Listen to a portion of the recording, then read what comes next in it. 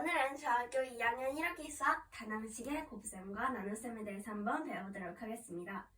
우리가 중학교 1학년 수학을 배울 때 다낭식과 다항식의 계산에 대해서 배웠었죠?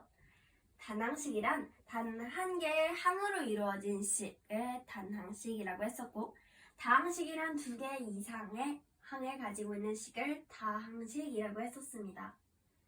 오늘은 단 한 개의 항으로 이루어진 식인 다낭식의 곱셈과 나눗셈, 그리고 혼합 계산 방법까지 배우도록 하겠습니다. 먼저 다낭식의 곱셈을 한번 볼까요? 다낭식 곱하기 다낭식. 예를 들면 이런 문제입니다. 2a 제곱 곱하기 3ab, 이런 것을 다낭식 곱하기 다낭식의 계산이라 하는데요. 이럴 때는 개수는 개수끼리 먼저, 문자는 문자끼리, 이렇게 개수는 개수끼리, 문자는 문자끼리 나눠서 계산을 하라고 합니다. 즉, 여기서 개수는 문자와 기호에 숫자가 대하여 쓰이는 것으로, 여기에서는 2 그리고 3 이렇게 이 두 개가 개수라고 할 수 있고, 문자는 겹치는 것, a 두 개가 겹치죠. 그렇기 때문에 이 개수는 개수끼리 2 곱하기 3을 계산하면 6이 나오고, a의 제곱 곱하기 a를 계산하면 a의 세제곱이 나오는 것입니다. 이렇게 a의 세제곱까지 풀었는데 여기서 b는 겹치는 게 없으므로 그냥 뒤에 b를 붙여주면 되겠네요. 그래서 개수는 개수끼리, 문자는 문자끼리를 개개문문이라고 요약해서 나타내 보도록 하겠습니다. 또 같은 문자는 지수 법칙으로 나타나는데요. 우리 지난 시간에 지수 법칙 4가지를 배웠었죠. 지수 법칙 1, 지수의 합, 차, 분배, 곱, 이렇게 4가지의 지수 법칙을 지난 시간에 배웠으니까 같은 문자는 지수 법칙을 사용해서 나타내주면 됩니다. 이렇게 다낭식을 곱했으면 나누는 식도 있을 텐데요. 다낭식 나누기 다낭식의 나눗셈 방법도 한번 배워보도록 하겠습니다. 다낭식의 나눗셈을 계산하는 방법으로는 2가지가 있습니다. 먼저 첫 번째 방법은 역수의 곱으로 바꾸는 것입니다. 우리가 예를 들어 a 나누기 b를 할 때 이것을 3 나누기 2 이런 식이라 계산했을 때 한 번에 딱 나눠 떨어지지 않죠. 그렇기 때문에 역수의 곱으로 바꿀 때 우리는 3 나누기 2 같은 식을 2의 역수는 2분의 1, 2분의 1의 곱, 그러니까 역수의 곱이기 때문에 3 곱하기 2분의 1 이렇게 식을 나타내죠. 이거랑 같은 방법으로 다낭식도 a 다낭식 곱하기 b 다낭식 분의 1 이런 식으로 역수의 곱으로 바꿔서 나타내는 방법이 있습니다. 그런데 이렇게 항상 나타내면은 불편한 점이 있기 때문에 간단하게 분수꼴로 나타내는 2번째 방법이 있습니다. 그냥 3 나누기 2가 있으면 어쨌든 곱하기 2분의 1에도 2분의 3이 나오는데, 그냥 나누어지는 수와 나누는 수가 있을 때 나누는 수를 분모에, 나누어지는 수는 분자에 해서 a 나누기 b라면 b분의 a꼴로 한 번에 분수꼴로 나타내는 방법도 있습니다.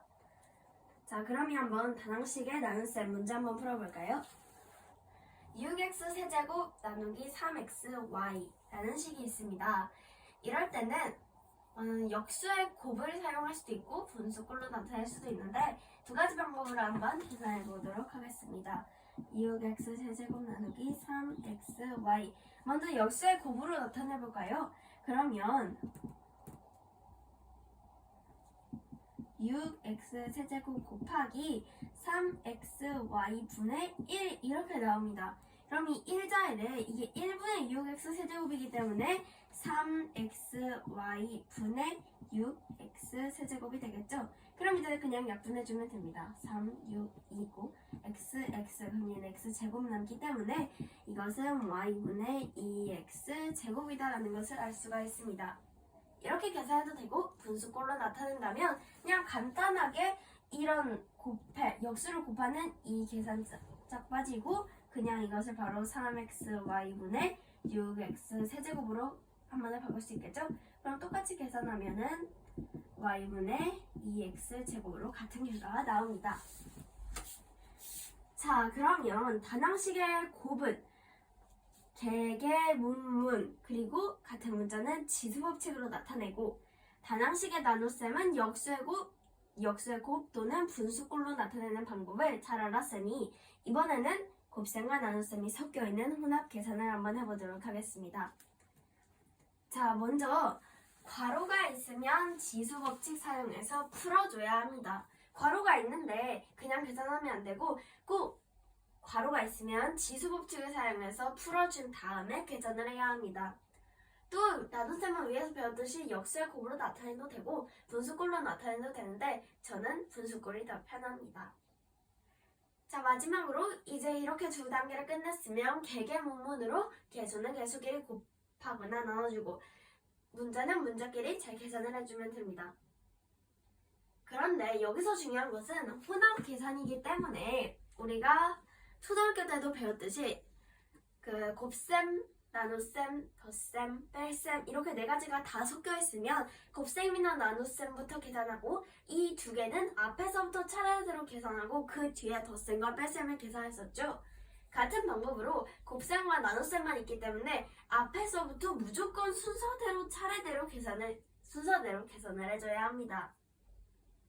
즉 A 나누기 B 곱하기 C라는 식이 있는데 A 나누기 B 앞에 거부터 해주고 그 뒤에 C를 해서 A 나누기 B는 B분의 A 곱하기 C를 해서 B분의 AC는 맞지만 A 나누기 B 곱하기 C 이렇게 뒤에 있는 걸 먼저 계산해서 계산을 하면은 다른 값이 나옵니다. BC분의 A가 나오기 때문에 무조건 순서대로 앞에서부터 계산해야 한다는 점을 잊으면 안 됩니다. 그럼 이 위에 있는 점을 유의해서 문제 한번 풀어볼까요?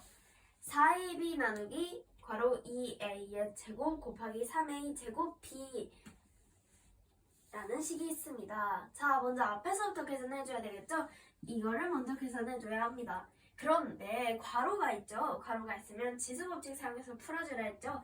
즉 이 말은 4ab 나누기 2, 4 곱해주고 a를 두 번 곱하면 a 제곱이 나옵니다.